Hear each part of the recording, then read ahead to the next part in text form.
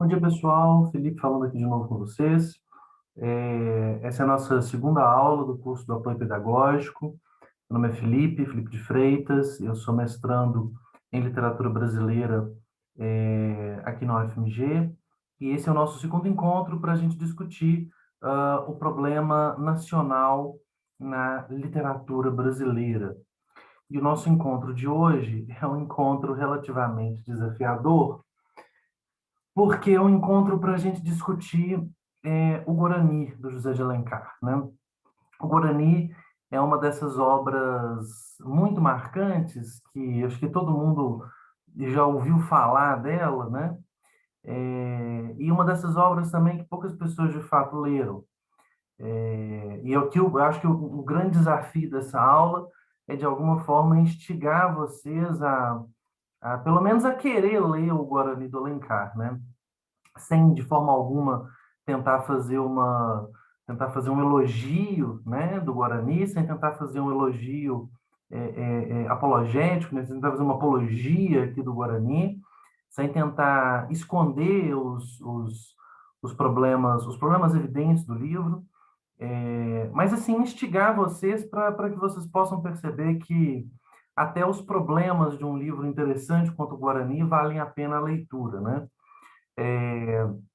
Bom, eu acho que o primeiro problema aí que faz essa conversa ser também muito desafiadora sobre o Guarani é o fato de que a linguagem do livro, né, ou seja, a linguagem do romantismo no geral, mas a linguagem da prosa alencariana, de forma geral, ela é uma linguagem que envelheceu muito mal, né?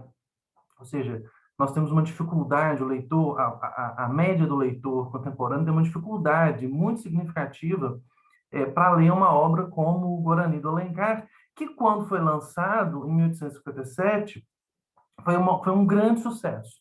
O Alencar escreveu em poucos meses, a obra foi publicada no jornal,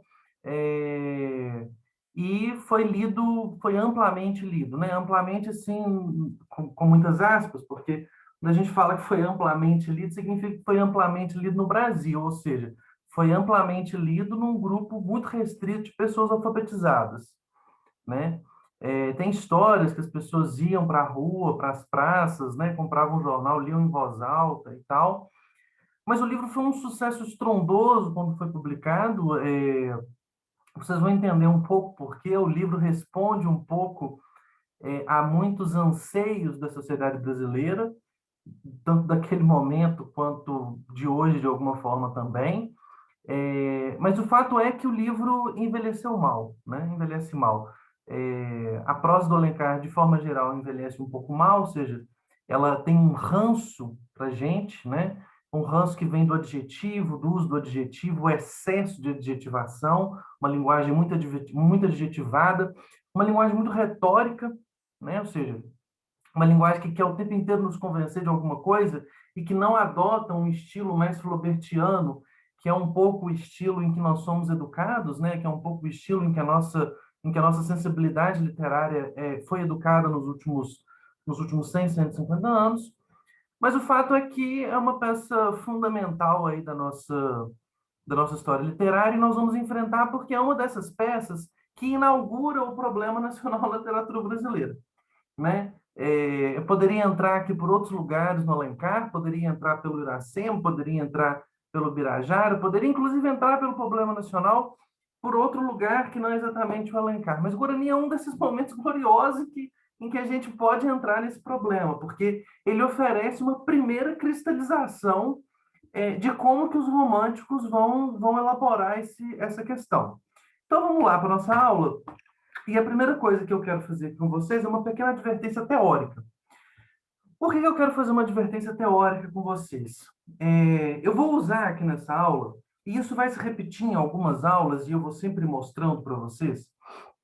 Vou usar aqui nessa aula autores que, do ponto de vista teórico, não se aproximam muito, né? Ou seja, eu vou trabalhar com vocês com o Antônio Cândido e com o Afonso Romano de Santana. Os dois têm ensaios importantíssimos, têm textos importantíssimos sobre o Alencar. O Antônio Cândido tem um capítulo de formação da literatura brasileira dedicado ao Alencar, e o professor Afonso Romano de Santana tem um ensaio num livro também relativamente importante que se chama Análise Estrutural do Romance Brasileiro. Então, mas esses dois autores, eles partem, vamos dizer assim, de princípios e de perspectivas diferentes, né? E como a nossa aula é uma aula introdutória, eu estou usando eles aqui como autores que levantam problemas, né? Mas se a gente fosse fazer uma análise mais detida, né? Se não fosse só uma aula introdutória, a gente teria que enfrentar um problema que é o seguinte: como que nós vamos juntar essas interpretações? E vocês vão ver que elas são diferentes, assim. Vocês vão ver que só pelos trechinhos que eu vou colocar aqui, eles leem de forma diferente o Guarani e, consequentemente, leem de forma diferente o problema nacional. Então, feita essa advertência teórica, isso não é uma advertência só para essa aula, isso vai acontecer em outros momentos. Eu vou tentar sempre apontar para vocês quando isso acontecer, ou seja, nos momentos em que a gente tiver uma espécie de contradição teórica, eu vou tentar apontar para vocês e apontar por que a gente não vai resolver essa contradição aqui. Porque o nosso objetivo aqui não é resolver exatamente uma contradição teórica, nosso objetivo aqui é apresentar e expor para vocês um pouco esses problemas relativos a nacionalidade e a literatura no Brasil. Mas bom, vamos lá. O livro do Alencar, começando, né, saindo um pouquinho do Guarani para a gente tentar compreender o contexto em que o Guarani se insere, o romance do Alencar é um romance histórico, né? O próprio Alencar enquadra o Guarani como um romance histórico. Ele não é um romance indianista, né? Embora haja a moda indianista no romance, o Alencar não o classifica como um de seus romances indianistas, ele classifica como um romance histórico. O Alencar teria escrito 3 romances históricos, que seriam o Guarani, As Minas de Pratas e Guerra dos Mascates, 3 romances históricos, e o Guarani é o primeiro deles, tá? E esse gênero romance histórico, ele foi meio que fundado por esse cara que está aqui na foto, que é o Sir Walter Scott. Eu esqueci de colocar o Sir aqui na frente. O Walter Scott, que é esse grande escritor inglês, que é um poeta reconhecido e que lá por volta de 1814, 1815, ou seja, já num período bem amadurecido da sua vida, ele começa a publicar romances históricos, e ele literalmente funda o gênero. Ele funda isso que nós entendemos como um romance histórico, né? E ele publica uma série de romances, e série mesmo, são muitos romances, com os temas escoceses, né? Ele publica romances imediatamente anteriores, ou seja, romances que estão lidando com o tempo imediatamente anterior ao dele, vamos dizer assim. E depois de vários romances, né, do ciclo de Waverley, que é o primeiro romance histórico que ele publica, ele publica também romances medievais, como Ivan Noé, que são romances que vão tratar não mais de um passado mais recente, mas de um passado mais remoto, ok? E o romance do Walter Scott influencia o século XIX inteiro, inclusive no romance contemporâneo. Inclusive o romance contemporâneo, não apenas o romance histórico, né? Só para dar um exemplo para vocês, o Balzac, na introdução que ele escreve à Comédia Humana, se refere de forma direta ao Walter Scott e fala de forma direta e clara que ele está se inspirando no Walter Scott, ou seja, ele queria escrever um romance contemporâneo que fizesse com a França da sua época aquilo que o Walter Scott havia feito com a Escócia e com a Inglaterra medievais. Ou seja, bom, é só daí para vocês verem a influência que tem esse paradigma do romance histórico escotiano, né? Eu coloquei aqui também uma outra referência, um outro autor também muito importante, que é o Manzoni, o Alessandro Manzoni, que é o principal romancista italiano do século XIX, que escreve esse livro magistral que todos devem ler, que são Os Noivos, né? Publicado em 1827. Já é depois do Scott, ou seja, o livro do Manzoni já é um pouco resultado, vamos dizer assim, da voga, né? da moda do romance histórico que o Walter Scott instaura. Mas é um romance maravilhoso, refinadíssimo, que também tem uma vida própria, assim, uma influência própria, né? E esses romances do Scott, eles meio que fundam, vamos dizer assim, uma certa... fundam não, eles participam, eles são um dos elementos de uma certa voga medieval do romantismo, né? Ou seja, o Victor Hugo, por exemplo, também escreve romances históricos, porém o Corcunda de Notre Dame é um romance histórico de Victor Hugo, né? Não no modelo scottiano, não no modelo do romance do Walter Scott, mas que de alguma forma escreve um romance histórico também, né? E esse romance histórico, ele tá, lembram lá na aula passada que eu conversei com você sobre o Goethe e o Herder indo para as igrejas do gótico e se interessando pela cultura gótica? Esse romance histórico, de alguma forma, ele responde também a esse mesmo, a algo semelhante nesse processo, né? Assim, porque ele também parte do princípio da afirmação de uma localidade, de um folclore local, vamos dizer assim, né? Daí o fato de que os romances centrados, né, nos escoceses, então ele não escreve romances sobre os grandes ingleses, né? Ele escreve romances sobre os escoceses, né, centrado nos escoceses e sobre o processo de dominação ao qual a Escócia é submetida ao longo dos séculos de domínio inglês, né? Quando vai falar também do romance medieval inglês, enfim, eu não vou me detalhar muito nisso, porque seria desviar muito, mas quando ele vai lá falar sobre o romance medieval inglês, também do Van Noy, por exemplo, ele também está falando dos povos que foram exterminados, vamos dizer assim, os povos que foram dominados no domínio germânico depois da Batalha de Hastings. Enfim, ele funda essa voga medieval, não é o único que funda essa voga medieval, mas coloca um dos influxos mais importantes, que é esse interesse pela história, que é o interesse da época, que é o interesse do romantismo, é o interesse da filosofia hegeliana, é o interesse do Goethe, é o interesse da época, esse interesse pela história, essa retomada do mundo medieval, essa retomada do passado medieval, e isso, como eu mostrei para vocês, está inserido na discussão romântica sobre o problema nacional, ok? Bom, quem vai escrever talvez o trabalho mais contundente sobre o romance histórico é esse teórico húngaro, que é o Georg Lukács, que é um dos pensadores mais assim, paradigmáticos da literatura do século XX. O Lukács escreve, então, esse livro, ele vive muito, ele nasce no século XIX, no final do XIX, e vive até 1960, 70 quase. E o Lukács escreve, então, e publica em 1955, depois da Segunda Guerra, esse livro, que é um monumento, um livro gigantesco, que se chama O Romance Histórico, cujo primeiro capítulo é sobre o romance do Walter Scott. Ou seja, o Lukács toma o Walter Scott por modelo clássico, vamos dizer assim, do romance histórico, ok? O Walter Scott para o Lukács é o modelo clássico do romance histórico, e ele vai tentar analisar, né, essa forma clássica, paradigmática desse romance histórico, que participa, segundo Lukács, de um movimento mais amplo das sociedades europeias na virada, né, do 18 para o 19. Que movimento mais amplo que é esse, né? É a Revolução Francesa, a concepção hegeliana de história, e essa concepção que vem aí junto com a economia inglesa, que está presente lá no Vico e tal, segundo a qual os homens fazem a sua própria história, né? Ou seja, qual que é a grande novidade que a Revolução Francesa instaura? A grande novidade é que, subitamente, nós descobrimos que os homens decidem a sua própria forma de governo. Subitamente, nós descobrimos que os homens fazem a sua própria história e que nós podemos destituir o rei, né? E o romance do Scott, segundo Lukács, seria uma forma literária que responderia a essa descoberta materialista da história. O Walter Scott teria descoberto, segundo Lukács, essa forma literária materialista de apreender a forma por meio da qual os homens fazem a sua própria história.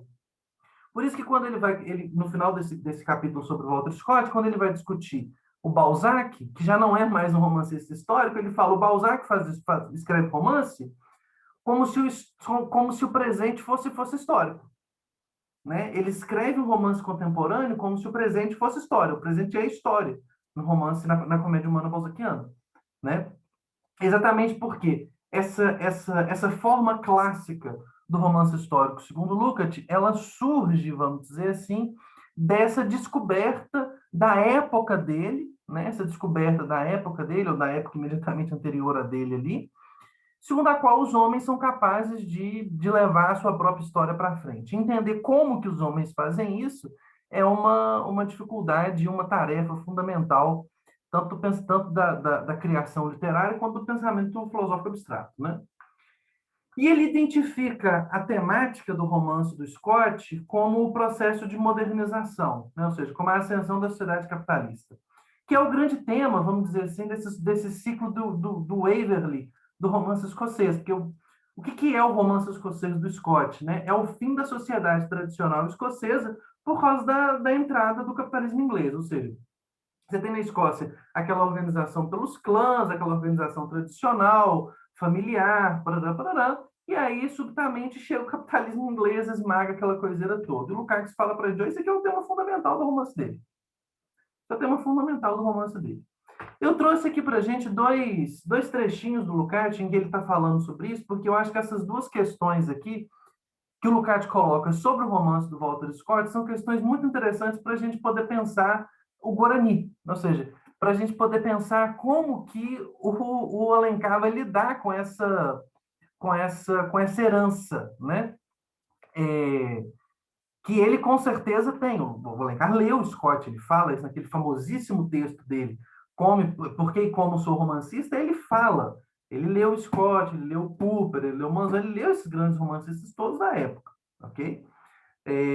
Então vamos lá, a primeira coisa que o Lukács fala é que o herói do romance histórico do Walter Scott, diferente do que a gente imagina como o romance histórico, é um herói mediano. O herói do romance do Walter Scott não é um grande personagem histórico, uma pessoa. Não, é uma pessoa mediana. Vamos ver o que ele fala aqui pra gente, né? O herói do romance scotiano é sempre um gentleman inglês mediano, mais ou menos medíocre. Em geral, este possui certa inteligência prática, porém não excepcional, certa firmeza moral e honestidade que beiram o sacrifício, mas jamais alcançam o nível de uma paixão humana arrebatadora, de uma devoção, entusiasmo a uma causa grandiosa. Ele se esforça para figurar as lutas e as oposições da história por meio dos homens que, em sua psicologia e em seu destino, permanecem sempre como representantes de correntes sociais ou potências históricas. Esse herói mediano, né? Ou seja, esse herói do romance do Scott, ele é sempre esse gentleman inglês mediano, ele é mais ou menos um sujeito medíocre. É, ele, apesar disso, ele é um sujeito que possui uma firmeza moral e uma honestidade, mas ele nunca chega no nível do arrebatamento. Esse herói do romance escotiano, ele é uma pessoa que vive no cotidiano e que beira o sacrifício, mas que nunca tem um rompante de paixão arrebatadora, né? E ele representaria, né, esses heróis medianos, eles estariam aqui no romance representando, né, essas tendências históricas, ou seja, cada personagem ele representaria, por meio da sua psicologia, do seu destino, as tendências históricas fundamentais daquele tempo. E a crise histórica, a grande crise histórica, é nada mais nada menos do que o embate desses personagens que representam na sua psicologia, no seu destino, na sua forma de ser, essas tendências. O importante aqui a perceber é o seguinte, é que esses personagens não são tipos, não são tipos, não são títeres, não são bonequinhos que o Scott coloca ali, né? A relação entre esses personagens e as tendências históricas que eles representam é uma relação orgânica. Eles representam as tendências históricas não porque eles estão ali fazendo um discurso, mas porque eles agem e sentem de acordo com aquela tendência histórica. Ok? Walter Scott representa em seus romances as grandes crises da vida histórica. Assim como nesta última, em seus romances, assim como na crise histórica, em seus romances entram em choque potências sociais inimigas, que visam destruir-se mutuamente. Daí, o clã, o clã escocês e o capitalismo inglês. Daí, os saxões, habitantes tradicionais da Inglaterra, e o invasor francês que vem da Normândia, né, o domínio normando, né, que funda aquilo que nós conhecemos como a Inglaterra, né, e a monarquia inglesa. Como os representantes dessas potências são, em geral, partidários apaixonados de suas tendências, há o perigo de que a luta se torne apenas uma destruição externa, incapaz de despertar no leitor a compaixão e a empatia humanas.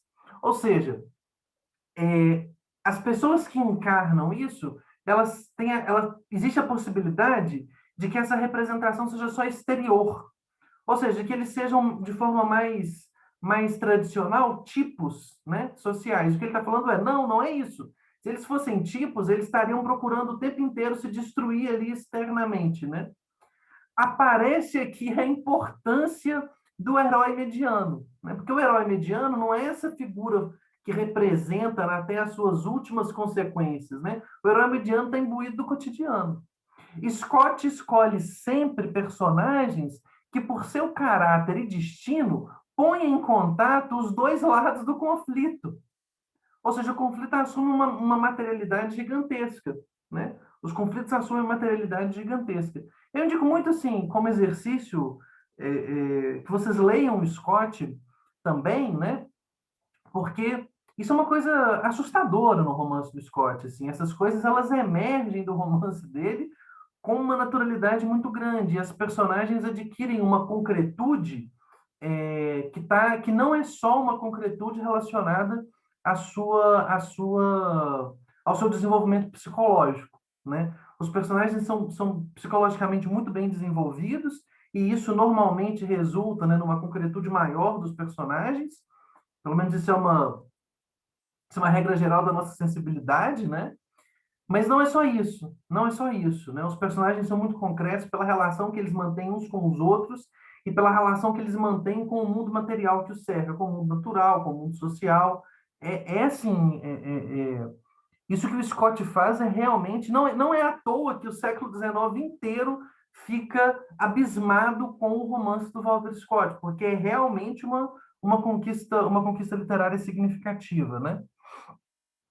O destino que cabe ao herói mediano, que na grande crise de seu tempo não se alia a nenhuma das partes do conflito, pode fornecer facilmente, do ponto de vista da composição, esse elo.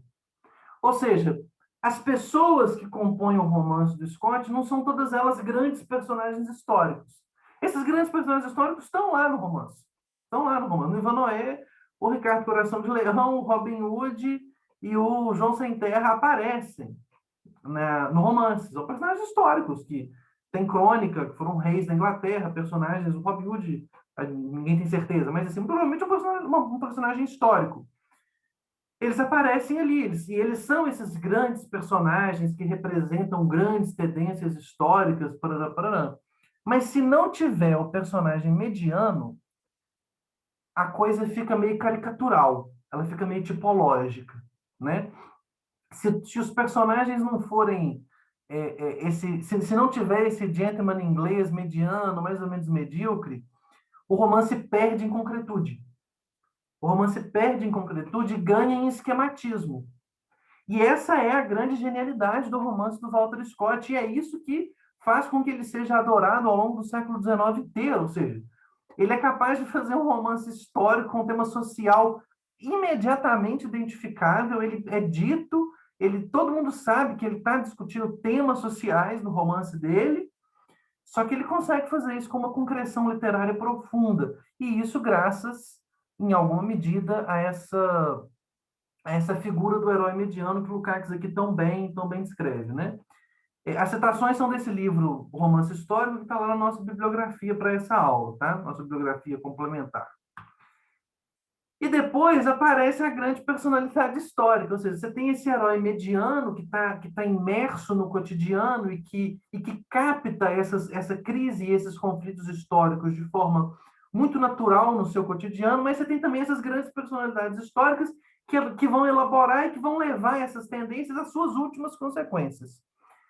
Para Scott, a grande personalidade histórica é precisamente o representante de uma corrente importante, significativa, que abrange boa parte da nação. Ela é Grande porque sua paixão pessoal, seu objetivo pessoal coincide com essa grande corrente histórica, porque reúne em si os lados positivos e negativos de tal corrente, e porque é a mais nítida expressão, o mais luminoso pendão dessas aspirações populares, tanto para o bem como para o mal. Ou seja, aqui a gente não está mais diante desse herói mediano. Ou seja, essa grande personalidade histórica que emerge, né, do romance do Scott, ela já não é mais essa personalidade mediana. É uma personalidade em que o destino e a psicologia, em que a vida e a forma de comportamento dessa personagem está totalmente identificado com aquelas tendências que apareceram antes de forma mais mediana naqueles heróis medianos, ok? Scott descreve, por intermédio do desvelar das condições reais da vida, da crise realmente vital e crescente da nação, todos os problemas da vida nacional que conduzem à crise histórica por ele figurada. Ou seja, esse elemento de concreção da história, a história ela aparece de forma tão concreta no romance scottiano, porque ele vai desvelando essas condições por meio das quais a crise vai surgindo. Ou seja, o tópico central do romance dele é a grande crise histórica, mas a grande crise histórica não aparece no romance do nada. Ela é cozinhada em banho-maria, vamos dizer assim, né? Para depois ela aparecer nessa forma dessa grande personalidade.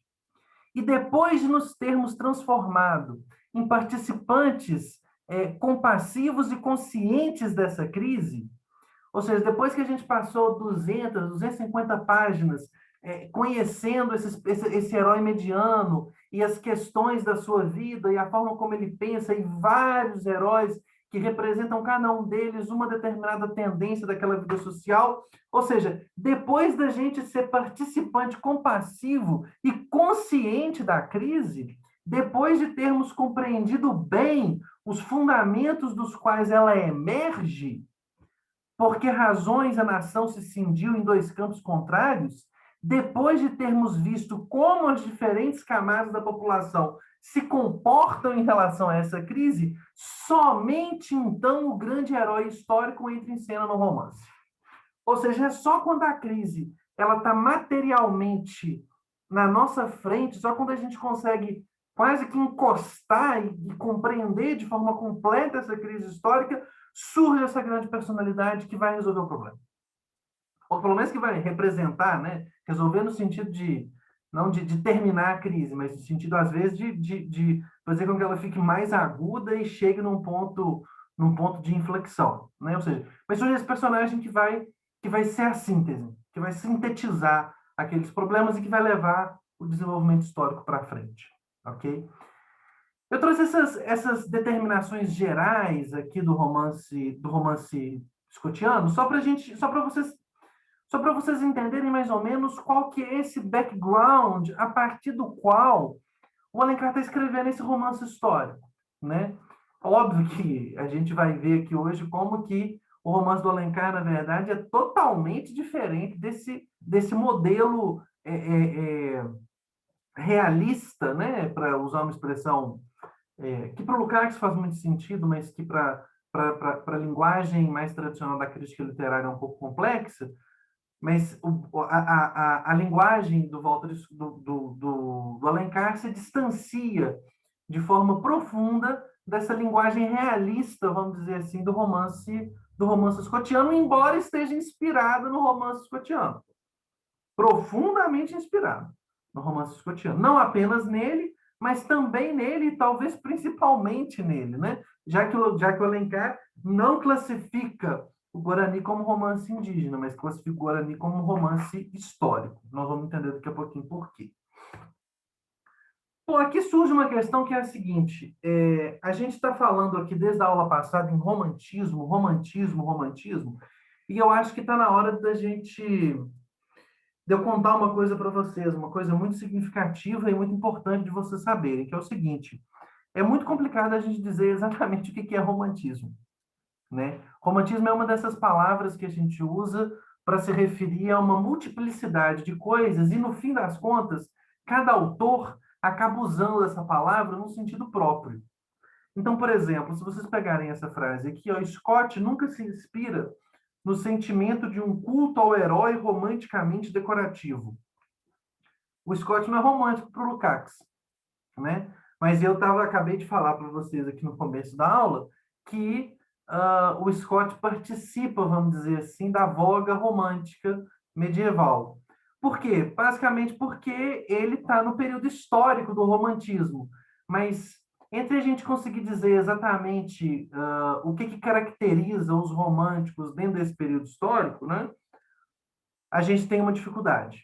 Então, eu vou meio que combinar aqui com vocês um sentido de romântico, que é o sentido que o Lukács está usando aqui nessa frase, por exemplo, e que é um pouco pressuposto das descrições que eu fiz na aula anterior sobre o romantismo, mas eu quero salientar que isso não é a única definição possível de romantismo. Aliás, está longe de ser a única concepção possível de romantismo, ou está longe de pretender, de alguma forma, abranger a maior parte dos autores que se dizem românticos, né? Ou seja, para Lukács, e nós vamos tomar aqui um pouco essa definição dele, o romantismo é uma tendência conservadora de oposição à modernidade, né? Por isso que o Scott para o Lukács não pode nunca ser um romântico, porque os românticos olham para isso daqui e fazem o quê? E voltam para a Idade Média. E voltam para a Idade Média. Para o Lukács, essa volta para a Idade Média, ou seja, esse movimento antimoderno, anticapitalista, antiburguês, quando ele assume essa forma conservadora, né, ele vira romantismo. Ou seja, a crítica ao capitalismo e ao mundo burguês, ela poderia assumir para o Lukács duas formas. Ela pode assumir uma forma conservadora, quer dizer, olha, essa vida aqui é o inferno, a vida do mundo burguês, o capitalismo é um inferno, então nós vamos voltar lá para aquela sociedade de antigamente que era maravilhosa, né? Ou seja, eles fogem para um passado medieval edênico. A outra forma possível de criticar o capitalismo, que é aquela que o Lukács se vincula, é a que diz que é aquela que vai dizer para a gente, por exemplo, que não, nós temos que acabar com o capitalismo, nós vamos acabar com ele indo para frente, que é o socialismo utópico, não. Enfim, eu quero que a gente guarde um pouco essa definição, porque é um pouco essa definição que está aqui por trás do nosso pensamento, né? Essa é uma definição ampla de romantismo? Não, não é. Essa é uma definição útil aqui um pouco para aquilo que a gente vai discutir nessa e nas próximas aulas sobre o Alencar. Útil, é uma discussão, é uma definição útil para a gente, mas não é nem a mais abrangente, nem a mais usual, inclusive, tá? Nem a mais usual. Usualmente, o Scott seria considerado um autor romântico, vamos dizer assim, tá? Enfim, usualmente a primeira metade do século XIX é lida como romântica, né? Mas vamos lá, vamos para frente aqui.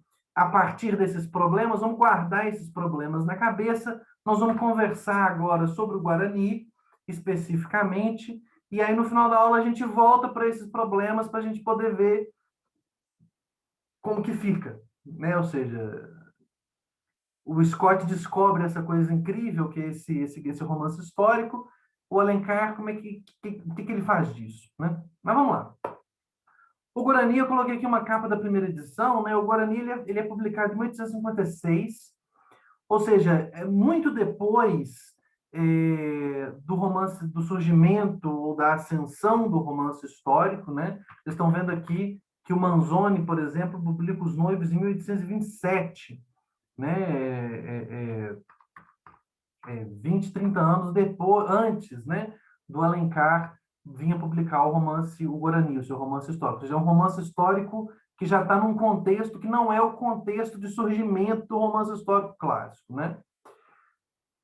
Foi lido amplamente, mas de novo foi lido com os limites com seus limites aí de publicação, né? Ou seja, foi lido amplamente, mas foi lido amplamente num país analfabeto, né? E ele constrói, vamos dizer assim, aquilo que o Antônio Cândido chama de um único mito heróico brasileiro, né? O único mito épico brasileiro, que é essa representação paradigmática do índio. Assim. Ele constrói no romance, para o bem e para o mal, ele constrói, na minha concepção, um pouco mais para o mal do que para o bem, eu vou tentar explicar por quê, mas ele constrói uma representação que vai funcionar ao longo de todo o século XIX e XX como paradigma daquilo que seja o índio. Né? Tanto que os modernos, por exemplo, vocês vão ver quando a gente chegar no Mário de Andrade, ele vai disputar e ele vai tentar discutir de forma direta o Peri. Né? O índio do Mário de Andrade, ele é mais o anti-Peri do que muitas outras coisas. Ok? Eu chamei atenção aqui, né, que ele foi publicado em forma de folhetim, então só para a gente entender um pouquinho o que é isso, o folhetim é essa origem de forma francesa, essa forma de origem francesa, de publicação de capítulos de romance no rodapé do jornal. Né? Ou seja, você publica ali, você tem uma coluna que você vai publicando semanalmente, aí toda semana os leitores compram o jornal e querem ler aquilo, né? O resultado disso é que tem um elemento propriamente mercantil na composição desse negócio, e no Guarani isso fica muito evidente, assim. Ou seja, você tem essa elaboração desses eventos marcantes e decisivos que vão instigar a vontade do leitor de continuar lendo no próximo capítulo. O livro é muito construído em cima desse princípio, né? Ou seja, desse princípio do folhetim, de manter a atenção do leitor e manter a atenção do leitor a qualquer custo por meio desses eventos exorbitantes, desses eventos chamativos, desses eventos gritantes, né? Só daqui já dá para a gente ver a diferença lá do que o Walter Scott está fazendo. O Walter Scott cozinha a gente em fogo baixo durante 300 páginas, sem nenhum evento realmente significativo. O Alencar, se na terceira página não tiver uma coisa significativa, ninguém compra o jornal e acaba. Aqui é a primeira diferença que a gente pode apontar, né? Mas eu não queria que isso aparecesse aqui como uma coisa simplesmente negativa, porque na verdade não é.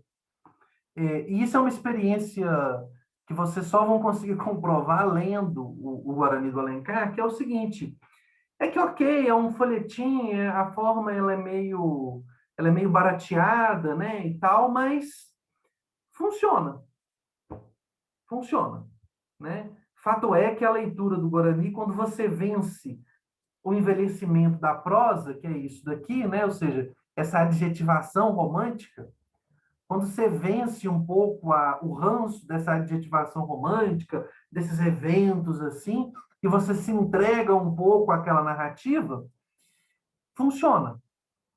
Ele não só faz um folhetim, como ele é um bom escritor de folhetim. Ele escreve um bom folhetim, né? Ele consegue elaborar as idas e vindas da narrativa, né? Ele começa a narrativa num ponto, quando ele chega na segunda parte do romance, ele volta atrás e muitas coisas se explicam, só que essa volta que ele faz pressupõe que você fica preso ali naquela explicação dos acontecimentos. Então, assim, apesar do envelhecimento do romance, que é um fato real, o romance envelheceu, né? A linguagem do romance envelheceu. Apesar disso, é um romance que ainda funciona em muitos sentidos. Eu acho que o folhetim é um desses sentidos em que ele funciona, né? O romance é marcado também por parágrafos curtos e por uma agilidade narrativa, por um uso abrasileirado da linguagem. O português do Alencar aqui nesse romance, assim como na obra dele de forma geral, não é um português castiço de Portugal, né? A linguagem do Machado é muito mais castiça do que a linguagem do Alencar. Do primeiro Machado, então, nem se fala. A linguagem do Alencar ela é arrojada, ela é uma linguagem. As frases são curtas, né? Ele não usa tantos conectivos assim. Ele não constrói a frase clássica portuguesa, né? Ou seja, ele constrói um romance com uma linguagem própria, respondendo aqui já, né? Vejam, essa elaboração que ele está fazendo da linguagem já é ele tentando responder um pouco de o que me diferencia lá dos portugueses. Né? Ou seja, eu estou escrevendo romance brasileiro, se eu estou escrevendo romance brasileiro, eu tenho que escrever romance brasileiro numa língua que pelo menos seja um pouco diferente da língua dos portugueses. Então, ele manipula a linguagem. Isso gera, na época, muitas discussões, assim, sobre a forma como Alencar elabora a língua portuguesa, né? É, mas, enfim, isso é uma conversa que nós vamos retomar, inclusive, depois, quando a gente for discutir o Mário. Como que o Alencar, como que isso é um elemento aqui no Alencar, mas já aparece aqui. E, bom, por fim, o tema indígena, né? Que a gente não pode fugir. Eu coloquei aqui essa imagem do Rugendas, que são esses índios, se eu não me engano, isso é uma aquarela do Rugendas, esses índios comendo uma onça, né? Tem uma cena importante de onça no Guarani, tem um trechinho que nós vamos ler daqui a pouco, mas eu coloquei aqui a imagem do Rugendas. É, mas, enfim, o tema indígena, o Alencar também não é, vamos dizer assim, um grande inventor do tema indígena, né? O tema indígena, na verdade, na literatura brasileira, como tema literário propriamente, ele já aparece lá no século XVIII, com o Caramuru, do Santa Rita Durão, e o Uruguai, do Basílio da Gama. É claro que o tema indígena no Caramuru e no Uruguai, gente, não é romântico à van la letra, assim, não é romântico no século XVIII. Eles escrevem textos, e existe já, principalmente nos últimos 50 anos, aí, uma bibliografia relativamente consolidada, mostrando como que esses romances eh, Aliás, o Antônio Cândido já percebe isso um pouquinho, tá? Se vocês lerem lá os capítulos do Antônio Cândido, Formação da Literatura Brasileira, sobre o Caramuru Uruguai, isso já aparece lá um pouco e depois isso se consolida nos últimos 50, 60 anos em estudos mais consolidados que vão mostrar como que o Caramuru e o Uruguai usam o índio, na verdade, como uma figura, como um elemento da narrativa, mas eles usam o índio deles responde aos padrões da literatura do século, às convenções da literatura do século XVIII, né? É, o poema do Gonçalves de Magalhães, que a gente leu na aula passada, aquele trechinho do ensaio dele, né? A Confederação dos Tamoios vamos dizer assim, um desses primeiros poemas fundadores, assim, um desses primeiros poemas propriamente românticos que trazem o índio, mas já não trazem o índio como o Basílio da Gama e o Santa Rita Durão, como um enfeite a uma narrativa que obedece às regras do neoclassicismo. Já traz o índio pretendendo trazê-lo como representante da literatura brasileira, como representante da nacionalidade, né? Bom, depois é inevitável a gente falar, né? Eu coloquei aqui o Juca Pirama, mas o Gonçalves Dias tem muita poesia indianista, não é só o Juca Pirama, ele tem muitos poemas muito bonitos sobre o problema do índio. No Gonçalves Dias, o problema do índio é um pouco mais complexo, tá? No Gonçalves Dias, o índio, aliás, qualquer um desses elementos aqui é um elemento um pouco mais complexo do que simplesmente o Brasil é um país de índios, assim, é um pouco mais complexo do que isso, em todos eles. No Gonçalves Dias, um pouco mais, eu acho. Assim. No Gonçalves Dias, esse elemento nacionalista, ele tá mais subordinado a outros tópicos da sua poesia. Mas está lá de alguma forma também. Não, não, não vamos tentar imaginar aqui também que esse elemento nacional não é um dos elementos que informam a poesia do Gonçalves Dias. No caso do Gonçalves Dias, não é fundamental, mas está lá também. Está lá também, né? Eu indico para vocês a leitura também sobre o Gonçalves Dias, do capítulo do Formação da Literatura Brasileira do professor Antônio Cândido, que trata do Gonçalves Dias. Também é um capítulo maravilhoso. E, bom, por fim, você tem a obra do próprio Alencar, né? Eu coloquei aqui outras obras, o Iracema e o Birajara, mas o Alencar, por exemplo, é uma figura que entra, quando tem a publicação da Confederação dos Tamoios, o Alencar escreve, publica no jornal uma série de críticas ao poema do Gonçalves de Magalhães, uma série de críticas, né? Na verdade, chamando atenção para o fato de que o poema do Gonçalves de Magalhães ele se pretende romântico e inovador, que não sei o quê, mas ele repete muitas das convenções do século XVIII. Ele é muito mais revolucionário no seu projeto do que propriamente na execução do seu poema. Ou seja, o tema indígena é um tema que está aqui rodando, né? E a confluência dessas coisas todas vai fazer, vamos dizer assim, esse romance histórico com o tema indígena. Né? Ou seja, é a confluência dessa moda do romance histórico no romantismo, ou na prosa, na prosa realista, né, como talvez preferiria dizer o Lukács, o folhetim, o tema indígena, e essas coisas todas se misturam para a composição desse livro diferente em todas as medidas de todas essas outras coisas, ou seja, desse livro que não é simplesmente um folhetim, que não é um romance histórico apenas, e que não é simplesmente também uma elaboração do tema indígena, vamos dizer assim, tá?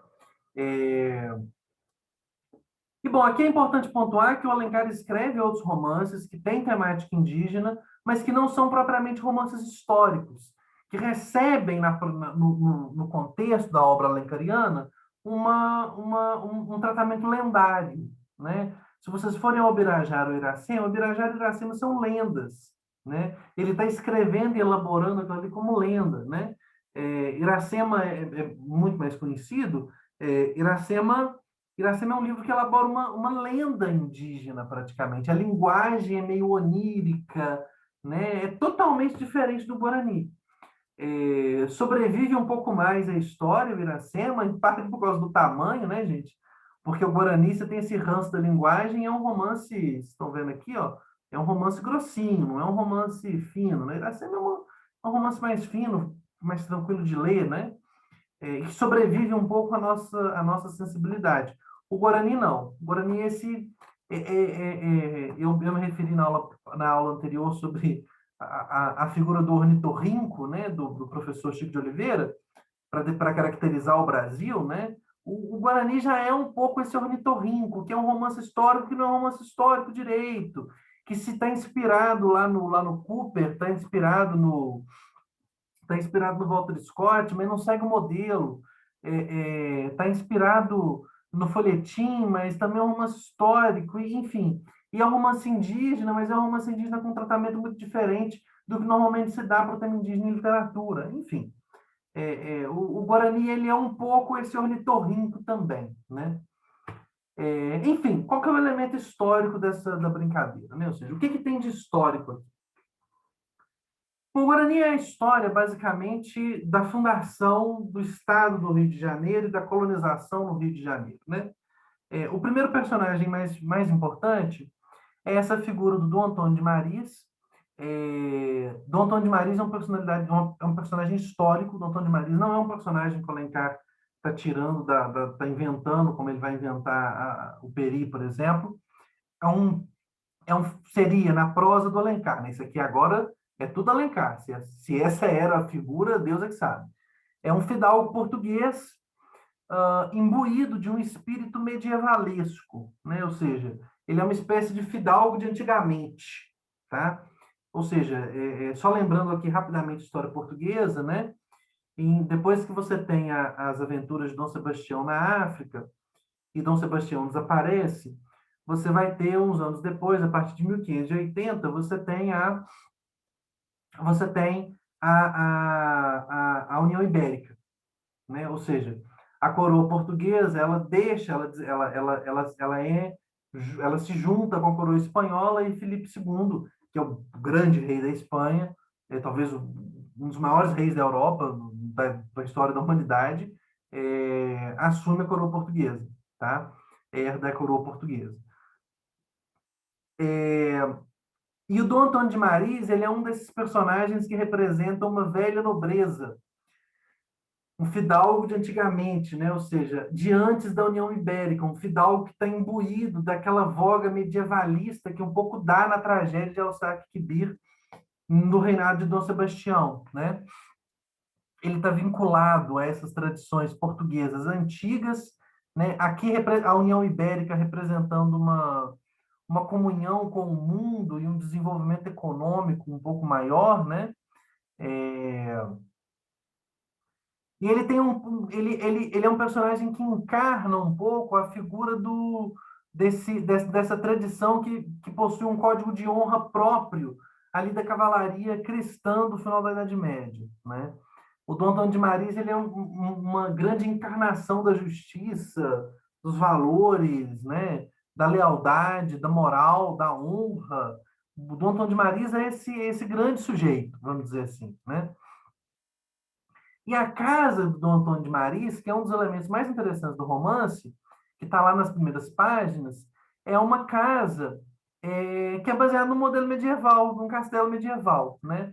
É como se o Dom Antônio de Maris, depois que o Dom Sebastião cai, que tem o processo de Alçac-Quibi, ele vem para o Brasil, ele vem para o Rio de Janeiro.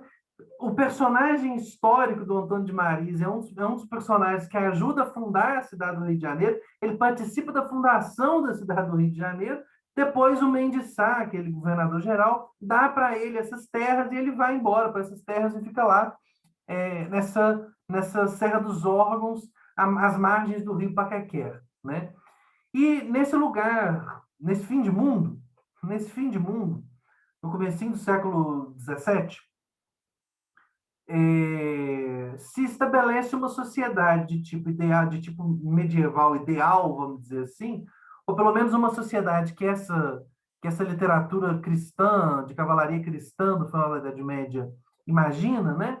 Se constrói ali essa sociedade baseada nas relações de sucerania e vassalagem, em que o Dom Antônio de Maris é esse grande sucerano, esse grande senhor feudal, e as outras personagens que estão ali estão meio que todas elas na sua sombra, todas elas estão na sua sombra, né?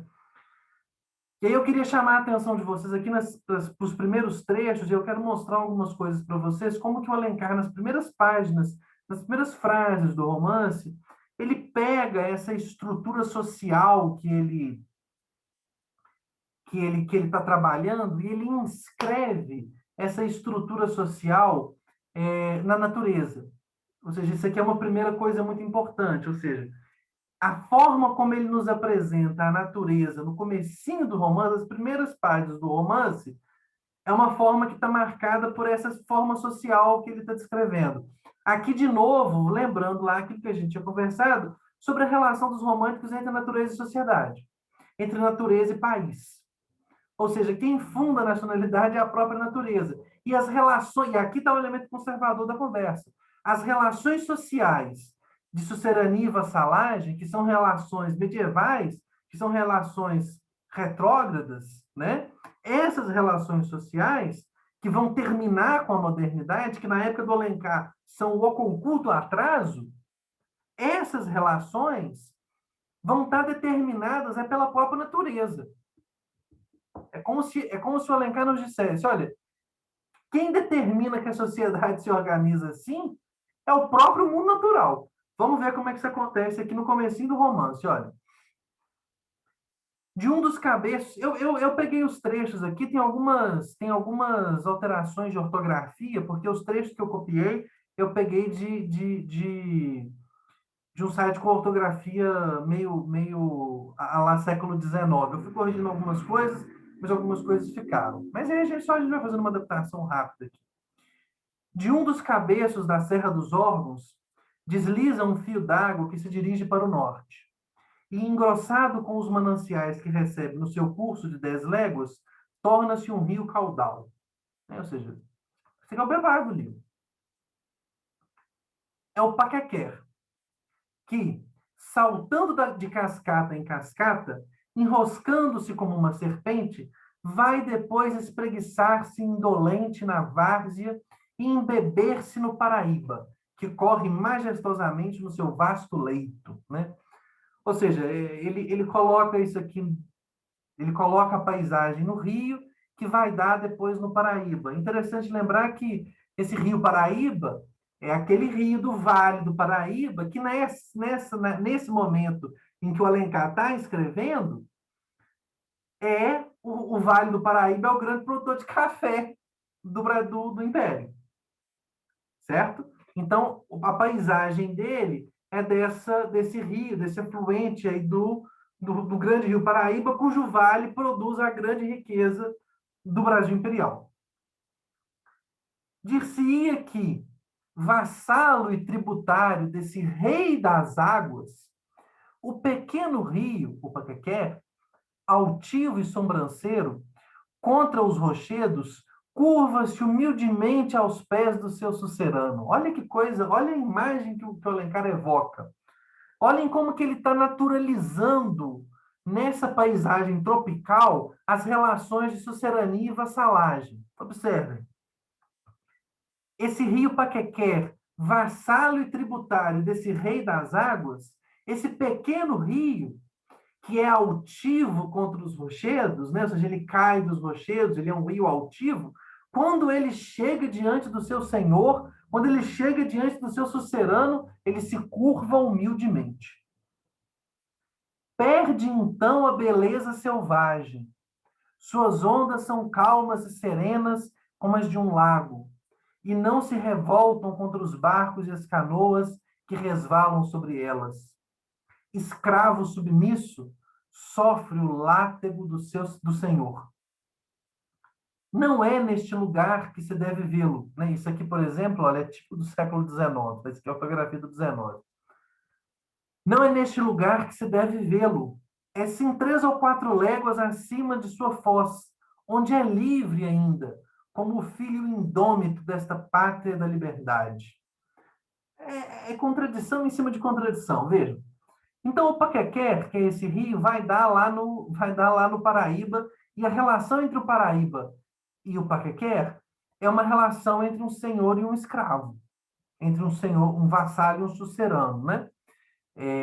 Eu vou chegar aqui nesse ponto, mas eu espero que vocês estejam percebendo aqui que o que o Alencar está naturalizando no Brasil do século XIX não tem nada a ver com sucerania e vassalagem medieval, tem a ver com o sistema escravista.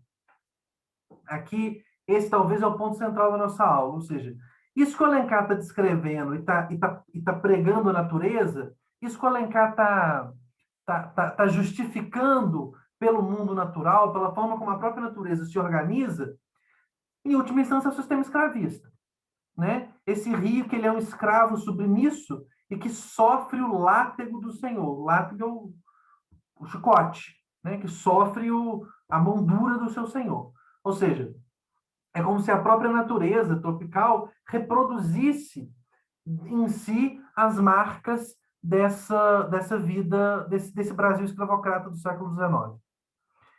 E aqui eu já vou apontando para vocês, né? Olhem a diferença dessa retomada específica que o Alencar está fazendo das questões medievais para as abordagens que vão surgir, que vão estar relacionadas à abordagem europeia. Ou seja, quando os europeus ressuscitam a Idade Média, eles não ressuscitam a Idade Média para justificar escravismo, porque não existe escravidão na Europa há muito tempo, no território europeu.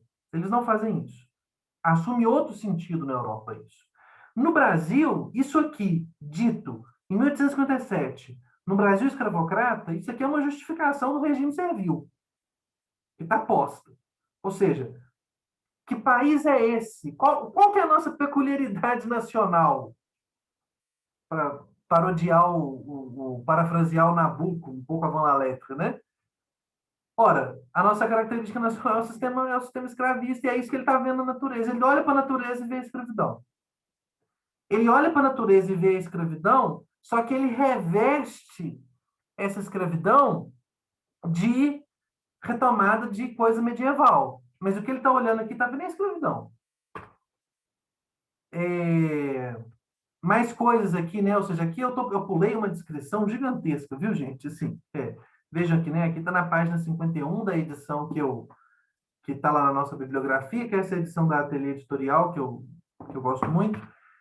Aqui está na 58, eu pulei um bom pedaço, para a gente entender que sociedade que é essa. Depois que o Dom Antônio de Maris, né, vive lá suas aventuras em Portugal, Porarã, e chega no Brasil e ajuda a fundar a cidade do Rio de Janeiro, ele tomou os seus penates, né, os seus antepassados, o seu brasão, as suas armas, a sua família, e foi se estabelecer-se naquela sesmaria que lhe concederam a Mendiçá.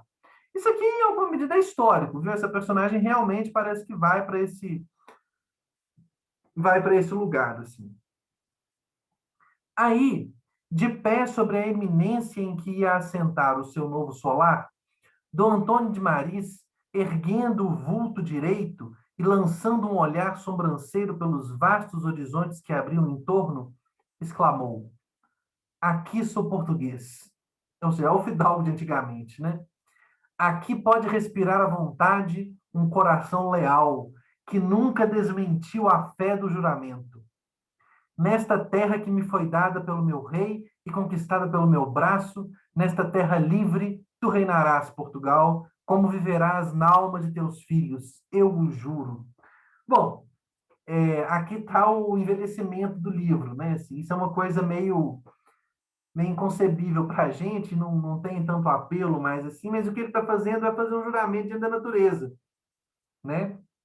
Ele, ele chega nesse lugar, ele chega no lugar, nessa região ali do Rio Pacaqué, onde ele vai montar a sua casa, e aí ele faz isso e fala, olha, aqui eu posso ser esse fidalgo de antigamente, eu posso ser esse fidalgo que é um coração leal, que nunca desmente a fé, né? Ou seja, é um fidalgo que é fiel ao seu juramento, à verdadeira dinastia dos reis de Portugal e que não se filia a essa dinastia espanhola, parará, parará, parará, ok? Descobrindo-se, curvou, tirando a capa que está cobrindo ele, curvou o joelho em terra e estendeu a mão direita sobre o abismo. Olha que cena dramática que o Alencar faz, né? Cujos ecos adormecidos repetiram ao longe a última frase do juramento prestado sobre o altar da natureza, em face do sol que transmontava, né? É, o eco, né? Ele fala, eu o juro, ajoelha, tira a capa, levanta a mão, e aí o abismo vai repetindo em eco, né? Eu o juro, eu o juro. Como se ele está jurando diante da natureza. Ele tá oferecendo, vamos dizer, à natureza esse santuário dentro do qual ele está fazendo esse juramento, né? Ou está reafirmando um juramento antigo feito a uma dinastia portuguesa anterior, né? Isto se passara em abril de 1593. No dia seguinte, começaram os trabalhos da edificação de uma pequena habitação que serviu de residência provisória, até que os artesãos vindos do reino construíram e decoraram a casa que já conhecemos. Ou seja, a casa em que vai acontecer todo o romance. Né? A casa em que vai acontecer todo o romance. É é muito interessante, vocês vão ver que isso é um elemento da prosa do Alencar, como que ele sai do heróico e desce, né? Ou seja, o cara vem cá, faz um discurso diante da natureza e do abismo, né? E constrói isso que o Lukács, né, chamou aqui de herói decorativo, né? Isso aqui é o que o Lukács está chamando de um culto ao herói romanticamente decorativo, né? Ou seja, essa personagem exterior, né? E decorativa aqui desse contexto, né? E como que disso ele cai para o hábito de que os artesãos que vão construir a casa vieram do reino, vieram de Portugal, porque é um fidalgo português, né? E bom, que sociedade especificamente que ele constrói, que ele estabelece nesse lugar, né? Ele mantinha, como todos os capitães de descobertas daqueles tempos coloniais, uma banda de aventureiros que lhe serviam às suas explorações e correrias pelo interior. Eram homens ousados, destemidos, reunindo ao mesmo tempo aos recursos do homem civilizado a astúcia e agilidade do índio, de quem haviam aprendido. Eram uma espécie de guerrilheiros, soldados e selvagens ao mesmo tempo. Os bandeirantes, né, gente? Que é a galera que vai conquistar o interior, vai derrubar as florestas e matar os índios. O bandeirante. Dom Antônio de Maris, que os conhecia, havia estabelecido entre eles uma disciplina militar rigorosa, mas justa.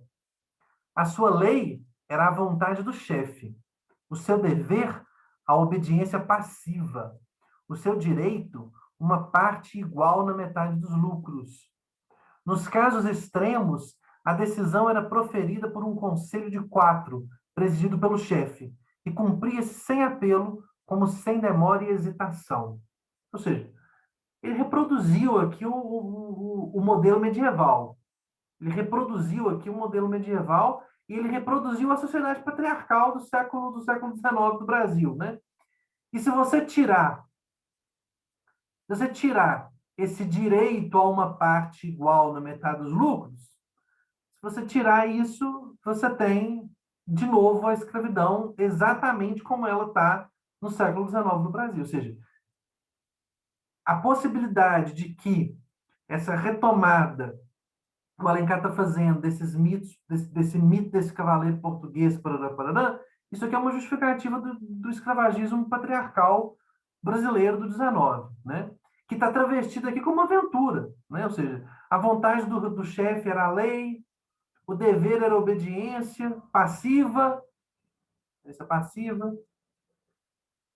Pela força da necessidade, pois, o fidalgo se havia constituído senhor de baraço e cutelo, de alta e baixa justiça, dentro de seus domínios. É um senhor feudal, né, gente? Ele controla o poder executivo, judiciário, ele faz a lei, ele julga, ele executa, é um senhor feudal.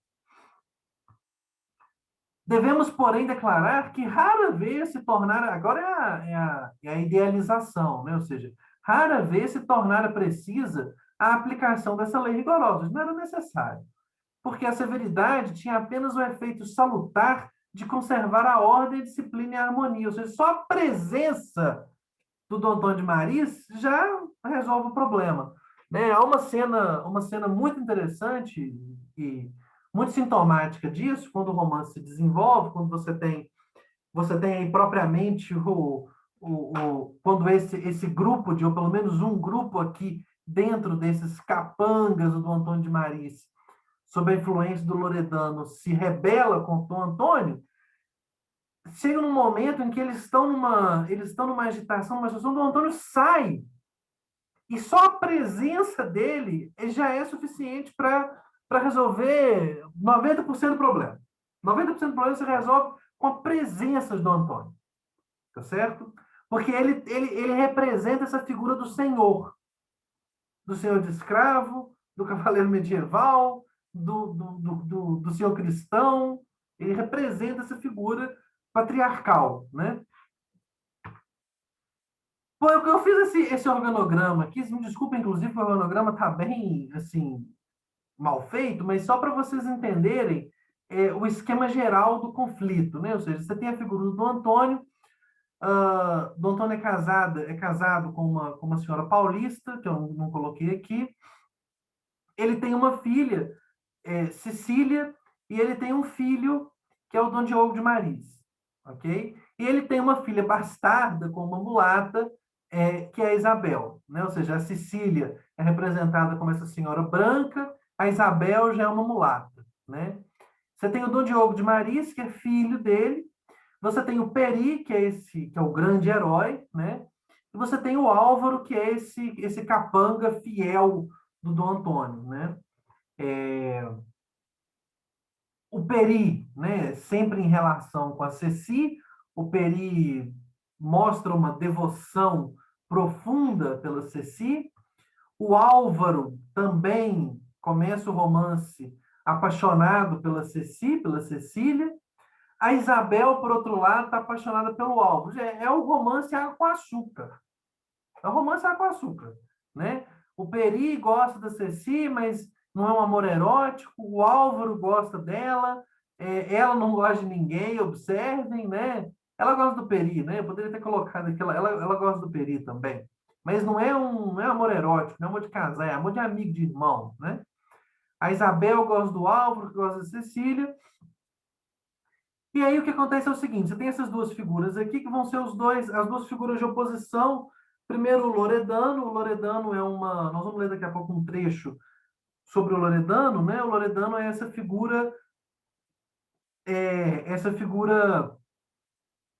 inimiga que vai ir atrás, vamos dizer assim, que vai se rebelar contra o Dom Antônio de Maris. Ele se infiltra, né, no grupo dos capangas. Ele é, na verdade, um aventureiro atrás de ouro, atrás de mina de prata e de diamante. É... Só que quando ele chega lá na casa do Antônio de Maris, ele se apaixona pela Cecília também, né? Ele é um representante assim da ganância, né? Da ganância e da luxúria e dos prazeres da carne, né? E os aimorés, que são uma espécie de contraponto ao peri, né? O peri é o bom selvagem, os aimorés não, nem tanto. Os aimorés são um pouco mais violentos e são menos receptivos, né? e quando os Aimorés atacam, né, a casa do Antônio de Marias, só o Peri consegue atrasar um pouquinho a catástrofe, porque a catástrofe é certa, né? E por que que os Aimorés atacam, né, a casa de Dom Antônio de Marias? Porque o Dom Diogo, o filho dele, mata por acidente, mata sem saber uma índia Aimoré. E os Aimorés vão vingar essa índia que ele mata supostamente sem querer. Isso é um esquema aqui do enredo do livro, né? Esses dois, e vejam que é bem esquemático mesmo, né? Eu até coloquei aqui agora o Afonso Romano de Santana. O Afonso chama atenção para o fato de que o romance. O Afonso é um crítico estruturalista, então eu até coloquei isso aqui, ó, né, para vocês verem como é que é um exemplo de crítica estruturalista, que é uma crítica que se desenvolve por tabela, gráficos e tal. É, ele chama atenção para como que essa narrativa é uma narrativa que começa, vamos dizer assim, com a supremacia da cultura sobre a natureza e termina com a supremacia da natureza sobre a cultura, né? Ou seja, iniciando a narrativa declaradamente dentro de um código que denuncia o substrato medieval que informa a descrição da natureza e as relações dos personagens, a história aos poucos vai se desgarrando desse ângulo medieval para uma posição ideológica mais acorde com o romantismo. Ou seja, isso que ele vai colocar aqui, né, como você tem primeiro a natureza e a cultura no começo, e depois você tem, você inverte, a natureza fica em cima da cultura, né? Ou seja, diríamos que o final do livro é inversamente simétrico ao princípio. E a supremacia da natureza sobre a cultura corresponde a um desvio que vai de Tomás de Aquino a Rousseau. Ou seja, Rousseau aqui como representante último dessa doutrina romântica da natureza, né? O último ou primeiro, né? Representando essa doutrina romântica da natureza. O romance se constrói um pouco em cima dessas oposições, né? Ou seja, que o Afonso Romano de Santana interpreta nesse sentido, né? Como uma vitória da natureza. Porque o romance termina com a destruição, com o dilúvio, né? O romance termina com o dilúvio, com a destruição completa da casa, de tudo, e a Cecília a Ceci e o Peri é, nadando numa palmeira, conseguem escapar daquilo ali e, teoricamente, fundariam o Brasil, vamos dizer assim, né? Ou seja, a natureza, o Brasil estaria fundado na natureza, e no começo é o predomínio da cultura, né? A distância que separa dramaticamente do Antônio de Peri é a mesma entre cultura e natureza, né? E a progressão da narrativa nada mais é que a confirmação que a natureza é superior à cultura, conforme o ideário romântico russoniano, ou seja, essa ideia de que a natureza ela conforma a cultura. A natureza ela é uma forma de manifestação superior à cultura. Ela determina a cultura, tá certo? E essa passagem aqui, né, do Antônio como representando essa cultura europeia, a Ceci como essa figura que está entre a cultura e a natureza, e o Peri como esse representando a natureza, que acaba levando a Ceci consigo, né, para esse reino do natural. A gente vai ver que é um pouco mais complicado do que isso, do que o Afonso está colocando, porque, em alguma medida, se a Ceci vai para o reino da natureza, o Peri também vem para o reino da cultura, em alguma medida, né? Eu acho que o argumento dele é válido em linhas gerais, assim, mas em alguma medida eu acho que existe uma a relação entre esses dois elementos é um pouco mais complexo no final do que fica parecendo aqui pela forma como ele coloca, né? E o romance é todo construído pensando assim nessas, nessas, nessas, nessas análises estruturais, né? O romance é todo construído em cima de oposições. Então, você tem a Cecília, que é uma menina branca, e você tem a Isabel, que é uma mulata. Você tem o Peri, que é o bom selvagem, e você tem os Amorés, que são só selvagens, né? Você tem o Frei Ângelo de Luca, que representa a santidade, nós vamos ver daqui a pouquinho a história, e você tem o Loredano, que representa a vontade de riqueza e de pecaminosidade. Você tem o Loredano, que é um vassalo mal intencionado, contra o Álvaro, que é um vassalo exemplar. Então, assim, o romance ele é todo construído em cima dessas oposições, ou seja, natureza e cultura, a branca é mulata, o bom selvagem, o selvagem, a santidade é riqueza, parará, parará, né? Eu trouxe aqui para mostrar para vocês uns trechinhos sobre o Loredano. É muito interessante assim como que o Alencar constrói o Loredano, é, porque o Loredano é, na verdade, um frade, né? O Loredano, ele não se chama Loredano, ele se chama Frei Ângelo de Luca. Ele é um frade franciscano que está aqui, e é dominicano, não me lembro. E ele vai se transformar no Loredano depois que ele escuta aí uma história de que existe uma mina de prata escondida, que um tal de Robério Dias fez um mapa, e aí ele pega esse mapa e ele quer achar esse bendito desse ouro, né? Ou seja, esse sujeito que está entregue à santidade vai se transformar nesse Loredano, que é um sujeito representante último dessa vontade de riqueza, né? Só para mostrar para vocês que eu trouxe o trecho, né? É, só para vocês entenderem como que o Alencar faz isso. É até engraçado, assim, do ponto de vista da nossa sensibilidade, isso daqui é uma coisa até engraçada, né? Enquanto o frade se esforçava para ler, o moribundo agonizava na última aflição, esperando talvez a absolvição final e a extrema-unção do penitente. O frade é o Frei Antônio de Lucas, que vai virar o Loredano, né? E ele tá lendo essa carta que está descrevendo sobre a, as minas de prata. Mas o religioso não via nesse momento senão o papel que tinha nas mãos. Deixou-se cair em um banco e, com a cabeça pendida sobre o braço, entregou-se à funda meditação. Ou seja, ele deixou o cara, está deixando o moribundo lá, sem receber a unção, a extrema unção, né? O que pensava ele? Não pensava, delirava. A linguagem que o Alencar vai assumindo, né? Olha como que a linguagem envelhece. Diante de seus olhos, a imaginação exaltada lhe apresentava um ar argênteo, um oceano de metal fundido, alvo e resplandecente, que ia se perder no infinito, né? Prata, né? As vagas desse mar de prata, ora achamolatavam-se, ora rolavam, formando frocos de espumas, flocos de espumas, né? Aqui é a ortografia do 19, que pareciam flores de diamantes, de esmeraldas e rubis, cintilando à luz do sol. Às vezes também nessa face lisa e polida desenhava-se como em um espelho palácios encantados, mulheres belas como as íris do profeta, virgens graciosas como os anjos de Nossa Senhora do Monte Carmelo. Assim decorreu meia hora, em que o silêncio era apenas interrompido pelo estertor do moribundo e pelo trovão que rugia. Depois houve uma calma sinistra. O pecador expirava impenitente. Ou seja, ele deixou o frade que estava lá para pegar a última confissão do cara, deixou o cara morrer sem a sua penitência, o cara expirou impenitente, porque ele leu aquele negócio que falava sobre as minas de pratas e começou a sonhar com riqueza, né?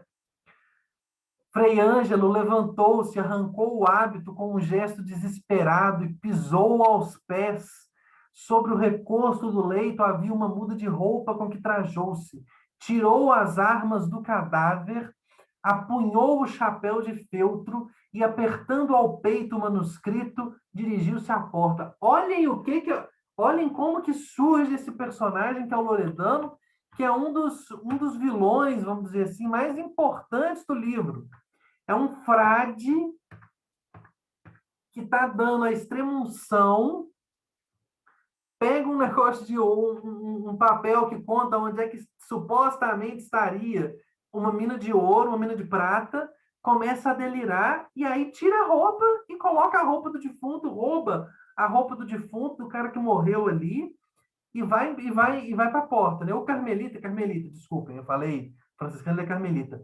O Carmelita teve uma vertigem. Lembrou-se da cena da tarde, do tremendo castigo que ele próprio havia evocado na sua hipocrisia, e se realizara tão prontamente. Ou seja, ele ficou com medo, né? Mas o deslumbramento passou. Estremecendo ainda e pálido de terror, o réprobo levantou o braço como desafiando a cólera do céu e soltou uma blasfêmia horrível. Podeis matar-me, mas se me deixardes a vida, hei de ser rico e poderoso contra a vontade do mundo inteiro. Olha a cena, né?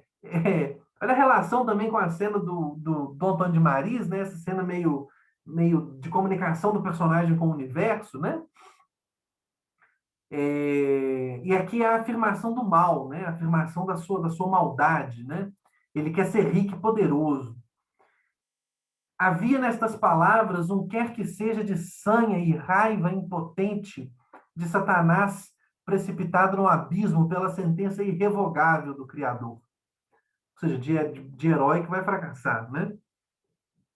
Continuando o seu caminho pelas trevas, costeou a cerca e chegou a uma grande choça que havia no fundo do pouso, e onde o missionário conseguira aldear algumas famílias de índios. Entrou e acordou um dos selvagens, a quem ordenou se preparasse para acompanhá-lo apenas rompesse o dia. Ou seja, ele está mudando a vida dele completamente porque ele lê essa carta e quer ir atrás desse ouro, né? E vejam como que é tudo exterior, gente. Vejam como que é tudo exteriorizado. Não tem nada aqui que é... Não tem um motivo psicológico concreto para esse personagem. Não tem um passado desse personagem. Não. É só isso aqui. É só isso aqui, né? Essa exterioridade decorativa do personagem, gritar, falar, que não sei o quê, não tem desenvolvimento psicológico do personagem, né? Ele pega um índio ali, acorda e pede para acompanhá-lo. A chuva caía em torrentes, o vento açoitava as paredes de sapê, esfuzinando por entre a palha. O frade passou a noite em claro, refletindo e traçando no seu espírito um plano infernal, para cuja realização não trepidaria diante de nenhum obstáculo. De vez em quando levantava-se para ver se o horizonte já se iluminava. Finalmente veio o dia. A tempestade se tinha desfeito durante a noite, o tempo estava sereno. O carmelita, acompanhado pelo selvagem, partiu. Vagou pela floresta e pelo campo em todas as direções. Alguma coisa procurava. Ele avistou, depois de 2 horas, a touça de cardos junto da qual se passou a última cena que narramos. Examinou-a por todos os lados e sorriu de satisfeito. Ou seja, tudo isso daqui que ele está falando para explicar uma cena enigmática que ele tinha colocado antes. Olha o folhetim aqui. Isso aqui que é o folhetim, ok? Trepando a árvore e escorregando pelo cipó, entraram ele e o selvagem na área que já conhecemos. O sol tinha nascido há pouco. No dia seguinte, por volta de 2 horas da tarde, saiu deste lugar um só homem, ou seja, entra ele e o índio, sai só um homem. Não era o frade nem o selvagem. Era um aventureiro destemido e audaz, em cuja fisionomia se reconheciam ainda os traços do carmelita Frei Ângelo de Luca. Ou seja, esse aventureiro chamou-se Loredano. O frade muda de nome. O frade muda de nome. Ele muda a personalidade, ele muda de roupa, ele muda de nome. Né? Observem, ele vê a carta, ele surge nele esse desejo de riqueza, de poder. Ele vai, pega a roupa do cara, vai embora, chama um índio, mata o índio. É isso que está dito aqui. Ele mata o índio quando ele chega nesse lugar, nesse lugarzinho da floresta, e sai só um homem. Não é mais o Frei Ângelo de Luca. Tem o corpo do Frei Ângelo de Luca, mas não é mais dele. É o Loredano. Tá certo? Enfim, só para vocês verem assim, como que... Isso é um trecho interessantíssimo do romance, em que o Alencar vai construir essa oposição entre a santidade e a riqueza, né? Ou seja, entre esse Frei e esse cara que quer riqueza e poder, e que quando chega na casa do Antônio de Maris, que é o quê? Que é a Cecília. Ou seja, se junta a ganância, a perversidade, o desejo sexual dele de possuir a Cecília, né? Bom, aqui o Antônio Cândido faz uma leitura muito interessante desses romances do Alencar, né? E a leitura do Cândido é muito interessante porque ela é uma leitura muito generosa. O Antônio Cândido é um leitor muito generoso com aquilo que ele está lendo, né? Então, veja, eu fiz uma leitura aqui um pouco crítica no sentido de o Loredano é só exterior, o Loredano não é esse personagem lá lá do romance histórico escotiano, que se desenvolve, que tem passado, que é cozinhado em fogo baixo, e cujo desenvolvimento a gente vai aprender. Não, esse não é o Loredano, não. O Loredano é esse personagem exterior. E aí o Cândido trata isso de uma forma muito interessante lá no Formação da Literatura Brasileira, e eu queria dizer, eu queria compartilhar, eu queria ler com vocês aqui esse momento em que o Cândido vai discutir isso. Porque é uma leitura muito contraintuitiva. A nossa leitura inicial é exatamente dizer, olha, esse romance é um romance mais pobre, porque os personagens são exteriores. Porque é isso aqui, ó, o Loredano. O cara troca de roupa, muda de personalidade e vira de santo, vira o diabo, né?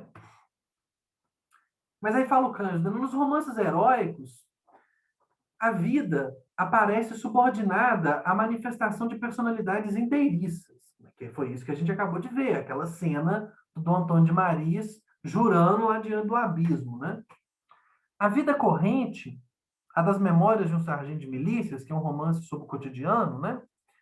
Obriga o personagem a dobrar, a amoldar-se, a recuar, a sofrer o medo, os maus desejos, a praticar atos dúbios ou degradantes. Obriga-os a tudo a que estamos obrigados. Mas a vida no romance heróico é aparada, aplainada, a fim de que o herói caminhe numa apoteose sem fim. Ou seja, no romance mais comezinho, do Walter Scott, desse daqui, a vida, os personagens se submetem à vida. No romance heróico, não, é a vida que se submete ao personagem, né? O herói não pode deixar de vencer. Mesmo que o triunfo final não lhe pertença, pode sempre dizer, como Aramis a D'Artagnan, os homens como nós só morrem saciados de glória e júbilo. A vida, artisticamente recortada pelo romancista, sujeita-se docilmente a um padrão ideal e absoluto de grandeza épica. Pois no mundo falaz do adolescente, esse aqui é um elemento muito importante, esse é um romance adolescente, onde tudo é possível, a lógica decorre de princípios soberanamente arbitrários. Soberanamente arbitrários. Você veja como que no Cândido isso não tem uma conotação negativa. Isso não tem no Cândido uma conotação negativa, como tinha lá no Lukács, né, no herói decorativo. Aqui não tem uma conotação negativa. Esta força de Alencar, o único escritor de nossa literatura a criar um mito heróico, o de Peri, tornou-o suspeito ao gosto do nosso século. É isso que eu acabei de falar, ou seja, essa força adolescente dele, esse herói muito exteriorizado, né, faz com que ele seja um pouco suspeito para a gente, ele envelhece, né?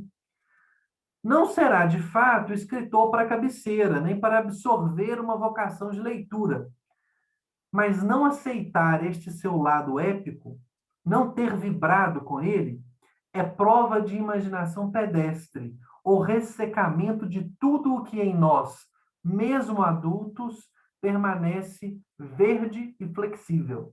Você veja como que isso é uma relação positiva, né? Assim, é positivo, mas ao mesmo tempo tem pesos e medidas aqui, né? Ou seja, não é um escritor para a gente desenvolver, absorver a vocação de leitura. Ou seja, isso aqui não é um escritor aprofundado, né? Não é um escritor que aprofunda os personagens, não é isso. Mas não admitir esse universo dele é um pouco prova da nossa falta de imaginação, né? Aqui eu acho essa frase ótima, né? Quem achou necessário indagar a vida interior de Peri ou queixar-se do primarismo do vaqueiro Arnaldo? Né? Quem que lê o Guarani fica se perguntando sobre a vida interior do Peri, né? Só um leitor que está muito descolado de como que esse romance funciona. É como estão que devem permanecer, puros e eternos, admiráveis bonecos da imaginação, realizando para nós o milagre da inviolável coerência, da suprema liberdade, que só se obtém no espírito e na arte. Então, vejam como que a leitura do Cândido é completamente diferente da nossa, e como que ele valoriza muito aqui esse elemento exterior desses personagens, que no Afonso Romano de Santana, por exemplo, é criticado o tempo inteiro. É criticado o tempo inteiro. Estamos encaminhando para o finalzinho aqui, né? Só para não deixar de falar do Peri. O Peri, ele é essa transição, né, do selvagem para o cavaleiro medieval. esse mito do Cavaleiro Melhor é a capa do livro, né? A capa adolescente do livro, dessa edição da Martin Claret.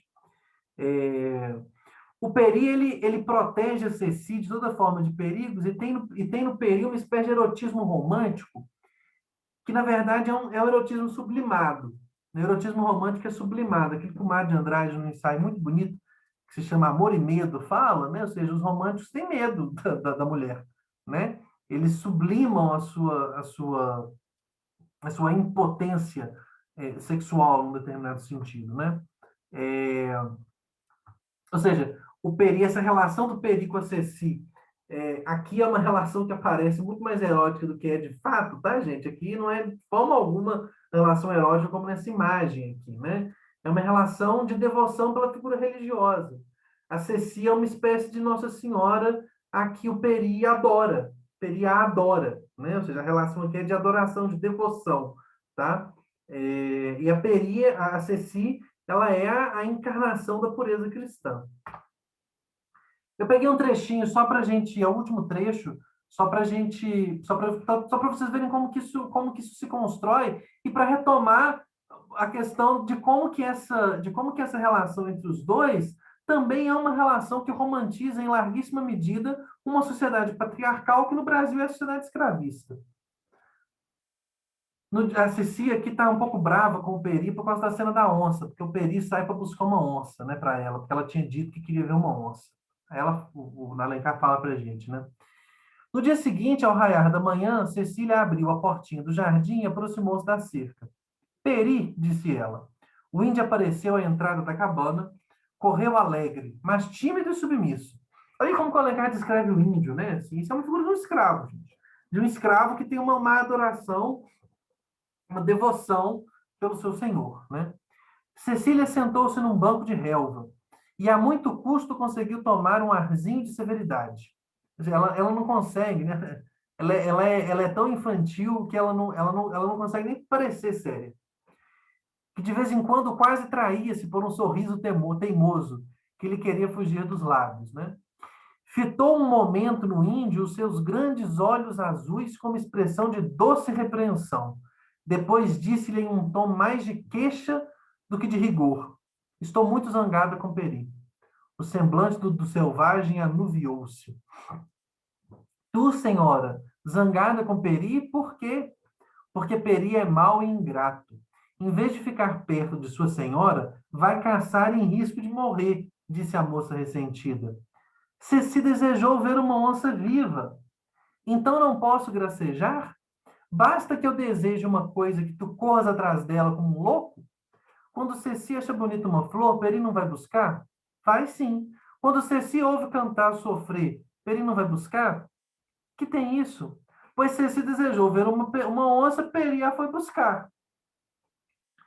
Cecília não pôde reprimir um sorriso ouvindo esse silogismo rude, a que a linguagem sigela e concisa do índio dava uma certa poesia e originalidade.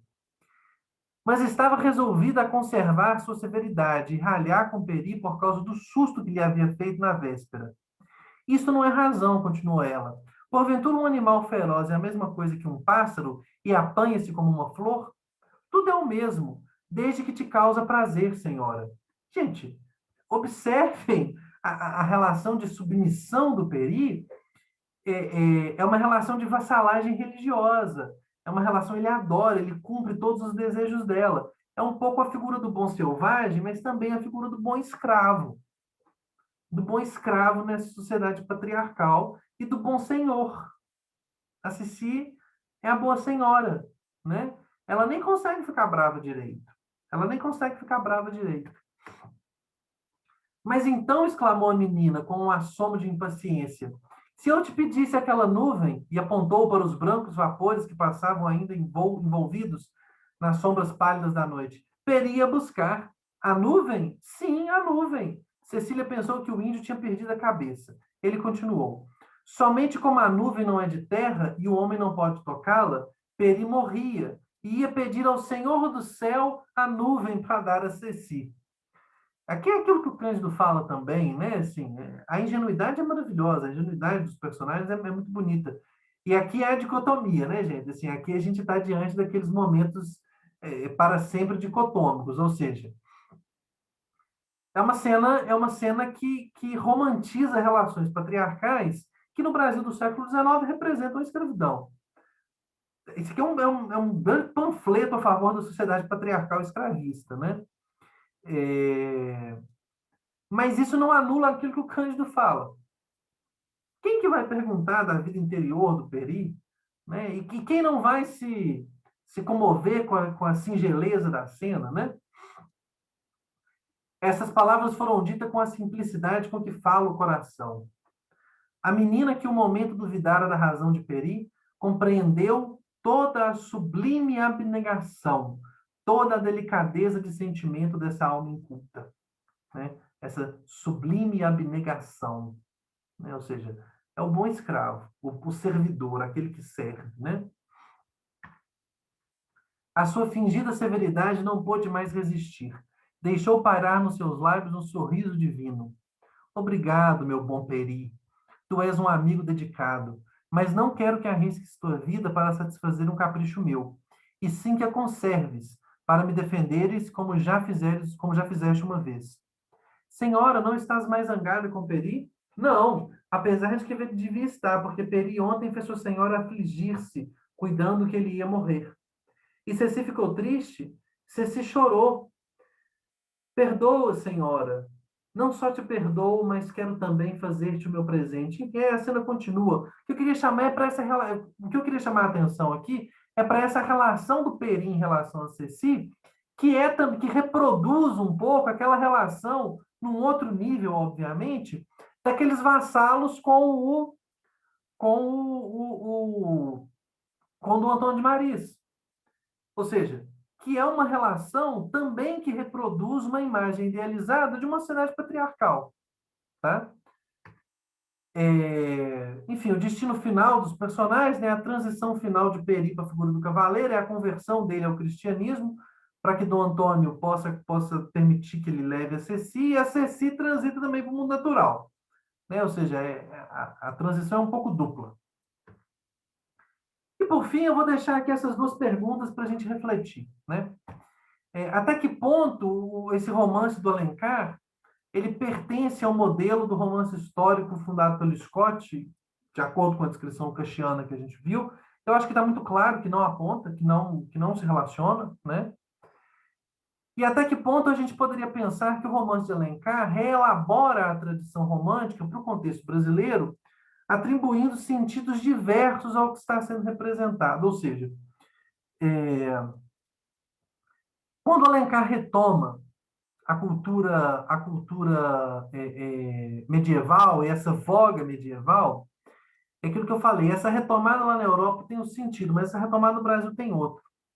Ou seja, num país que está discutindo, né, de forma constante no século XIX, a questão do trabalho servil, a questão da escravidão, e um país que está discutindo a sua identidade nacional em relação à escravidão, qual é o lugar da escravidão na sua identidade nacional, né? Eu acho que essa retomada do Alencar é muito sintomática, né? Ou seja, se fala muito que o Alencar, e a mais pura verdade, né? O romantismo, o Alencar escolhe o índio e ignora um pouco o negro. Mas aqui, por exemplo, nessa representação do Alencar, ele ignora o negro, mas ele produz um grande elogio do sistema patriarcal. Ele produz um grande elogio de relações sociais de submissão, que são as relações e que é o sistema social que fundamenta a escravidão. E tudo isso está balizado pelo quê? Pela própria natureza. É a própria natureza que oferece a baliza dessa visão de uma sociedade patriarcal. A própria natureza é patriarcal, para a gente dizer assim, ok? A gente vai ficar por aqui, ok? É, espero que vocês tenham gostado dessa conversa de hoje, uma conversa longa, né? O Alencar é uma história importante, o Guarani é um romance importante. Espero que vocês tenham gostado dessa conversa sobre o Guarani. Escrevam aqui suas dúvidas, seus comentários. Vamos discutir que visão de Brasil é essa que esse Alencar apresenta para a gente no Guarani, né? Essa visão que eu apresentei aqui, obviamente, é uma visão que a gente pode discutir, né? Ou seja, Vocês podem trazer aqui dúvidas e questionamentos, inclusive, sobre essa visão que eu estou colocando. O importante é a gente pensar sobre ela e a gente pensar que esse problema nacional, quando está aqui no Guarani, ele assume essa forma do romance histórico, que no nosso caso específico não é segundo o modelo europeu, mas sim segundo um elogio do mundo patriarcal. Então é isso, pessoal. Até a próxima. Próxima aula a gente vai discutir o teatro do Alencar. Tchauzinho, pessoal.